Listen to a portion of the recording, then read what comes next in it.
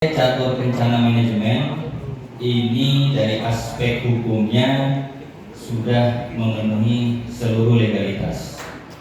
Ya, jadi Bapak Ibu sekalian jangan ragu, karena kita sendiri PT CK Manajemen sudah keluar SIUPL ya, surat izin penjualan langsungnya ya.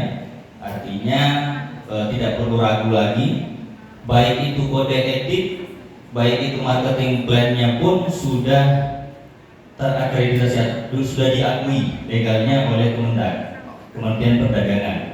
Nah, poinnya adalah Bapak Ibu sekalian selaku kedai jangan pernah bosan untuk memahami, ya, membaca, memahami terkait dengan marketing plan, bonus-bonusnya, hak-haknya dan sebagainya.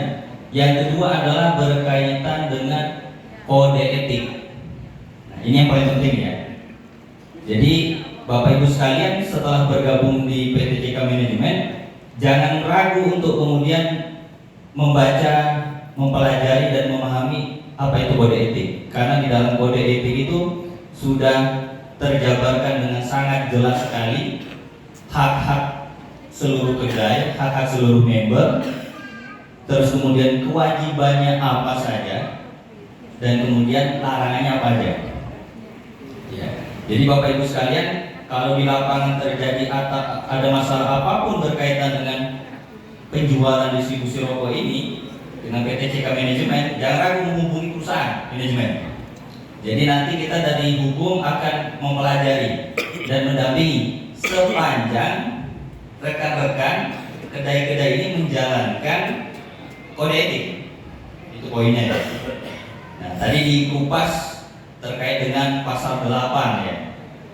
Mungkin ramai ya Mas Arif ya. Ada beberapa yang dilaporkan manajemen kepada kami berkaitan dengan yang terjadi di lapangan, ada pemutusan dan sebagainya keanggotaan. Nah, Bapak Ibu sekalian, saya akan sedikit mengulas terkait khususnya dengan pasal 8 ya. Di mana sebenarnya poinnya adalah bahwa rekan-rekan ketika sudah memutuskan bergabung di PT Catur Rencana Manajemen itu harus menjalankan sistem yang sudah dipresentasikan oleh PT CK Manajemen. Ya, jadi jangan sampai, itu yang pertama ya, poinnya adalah menjalankan sistem yang sudah dipresentasikan. Karena setiap member pasti akan mendapatkan starter kit ya. Di sana sudah ada marketing plan, sistemnya seperti apa. Nah, itu harus dijalankan. Yang kedua adalah hanya memasarkan varian yang dipasarkan oleh PT CK Manajemen. Jadi kalau PT CK Manajemen memasarkan 2 rokok, tadi kata Indo Kretek tadi ya sudah disampaikan, sudah fokus 2 ini. Ya, yang enggak penting Pak. Ya. Ledakan aja 2 ini. Maka jangan sampai rekan-rekan kedai-kedai se-Jawa Timur yang hadir di ruangan ini, mungkin ada mengidolakan dan sebagainya yang tidak saya sebutkan. Jadi jangan sampai memasarkan varian yang di luar ini, ataupun mengaku-ngaku mengklaim bahwa ini adalah bagian dari produk PT CK Manajemen, padahal itu bukan produk PT CK Manajemen. Jadi ini sama-sama diedukasi ya kepada kedai-kedai, kepada member-member semuanya, bahwa poinnya ada 2 sebenarnya. Yang pertama adalah menjalankan sistem yang sudah ditetapkan, sudah dipresentasikan oleh PT Catur Rencana Manajemen.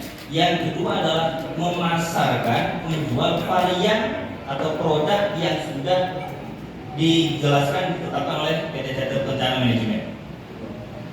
Nah, nanti kalau misalkan PT CK nanti memproduksi varian baru secara resmi, ya silakan dipasarkan. Tapi kalau PT CK Manajemen belum memasarkan atau belum menjelaskan, menetapkan, maka jangan sampai mengklaim, apalagi berani memasarkan produk tersebut. Kami akan bacakan di pasal 8 ya. Kalau Bapak Ibu sekalian menyimpan kode etik mungkin di HP, bisa dilihat ya. Kalau pasal 8 ini ada banyak, kita fokus kepada pemutusan keanggotaan. Jadi pasal 8 poin 4 itu jelas ya. Ini biar teman-teman sekalian jangan sampai ada pertanyaan lagi. Kalau ada pertanyaan silakan disampaikan. Poin 4 itu huruf-nya, pelabur CK terbukti secara sah dan meyakinkan telah melanggar kode etik dan peraturan perusahaan. Artinya tidak mungkin ada kedai yang diputus keanggotaannya kalau dia tidak melanggar kode etik dan peraturan perusahaan. Ya, makanya jangan bosanin kalau ada kedai baru atau bagaimanapun disampaikan, tolong dibaca, dipahami betul kode etik dan peraturan perusahaan. Dan itu tentu berdasarkan laporan dan investigasi secara langsung oleh perusahaan. Kami dari tim hukum berkali-kali sampaikan ke manajemen, setiap ada kedai yang melakukan pelanggaran itu harus didasari oleh laporan dan harus didasari oleh investigasi. Dan bahkan berkali-kali manajemen menyampaikan, ini bagaimana, tindakannya seperti apa. Kami selalu meminta untuk manajemen melakukan klarifikasi, atau mungkin bahasa agamanya tabayun ya. Minta penjelasan dulu. Jangan sampai ada, mohon maaf, terjadi nanti ada informasi yang menyesatkan atau mungkin ada informasi yang tidak benar. Oh itu melanggar kode etik, tapi belum diklarifikasi yang diputus anggota tidak.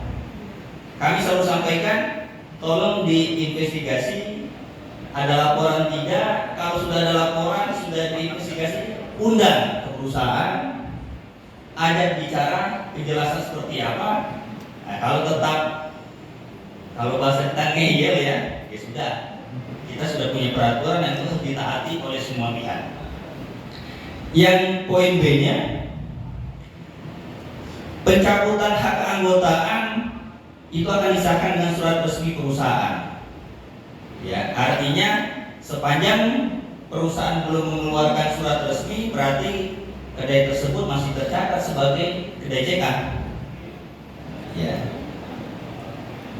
Tadi mungkin ada disampaikan itu sudah belum. Sepanjang dia belum mendapatkan surat, maka dia masih tercatat. Kalau dia sudah mendapatkan surat resmi, dia diputus, berarti sudah berhenti. Ya. Terus kemudian segala komisi dan bonus yang terdapat di dalamnya dapat diambil ke perusahaan maksimal 30 hari sejak tanggal pencabutan usaha. Artinya itu hak-hak mereka ya, hak-hak kedai, silakan diambil. Ya. Jadi sebenarnya poin yang saya ingin sampaikan ada 3. Yang pertama adalah bahwa PT Catur Kencana Manajemen, jangan ragu Bapak Ibu sekalian ya, kita sudah dilindungi oleh undang-undang legal, supaya kita sudah keluar. Terus kemudian berbagai peraturan perusahaan pun, peraturan pemerintah pun kita akan taati. Ya, kemarin kita di Jogja ada klarifikasi, kita datang. Ya, karena kita ingin menjadi perusahaan yang baik. Ya. Nah, tinggal teman-teman kedai bagaimana kemudian mengembangkan pasar, ya, membesarkan pasar ini dengan semaksimal mungkin. Nah, ketika ada masalah di lapangan berkaitan dengan CK, ada yang mungkin laporan, ini CK tidak berizin, CK belum masih PL, CK bermasalah, silakan lapor ke manajemen. Biar kita yang akan turun untuk menginvestigasi seperti apa hal itu terjadi.